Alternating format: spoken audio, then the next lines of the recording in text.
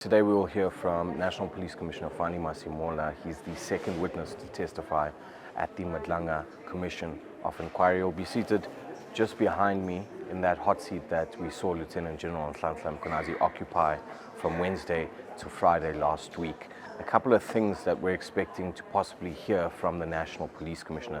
The first is the issue of the political killings task team. We know that Lieutenant General Mkonazi alleges that the National Commissioner, Fannie Masemola, was not aware of this instruction that would be issued out by Police Minister Senzo Mchunu on the 31st of December last year.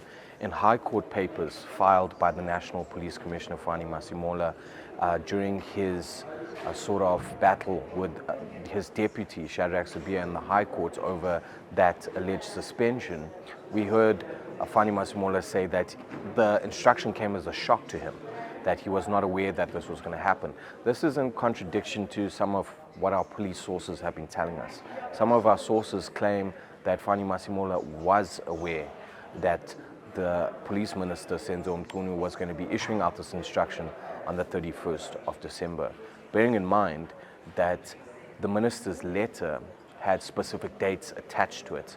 It came on the 31st of December, the same day Fannie Masemola went on annual leave, and he expected a close-up report to be filed to his office on the 14th of January, and that was the same date Fannie Masemola was set to return. So the sort of instruction for the disbandment of the task team to be carried out and a close-up report to be filed to the minister's office would fall in line directly with the leave of Fannie Masemola. Another interesting point that we expect the National Police Commissioner to speak to is that of political interference within the operations of SAPS. We heard last week through Mkonazi's allegations that Richards Bay Minerals, a private company that operates down in the northern coast of KwaZulu-Natal, had a task team deployed to their premises and vicinities, who were based there for over a year investigating cases relating to executives and high officials or high-profile officials within RBM that had been killed or were under threat. And after a year, that task team had come up with no successes.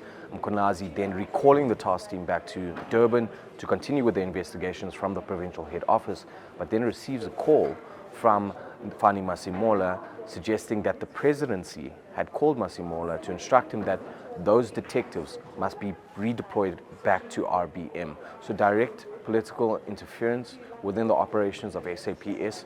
We'll hopefully hear from Fannie Masemola today whether that was the case, and possibly other cases of political interference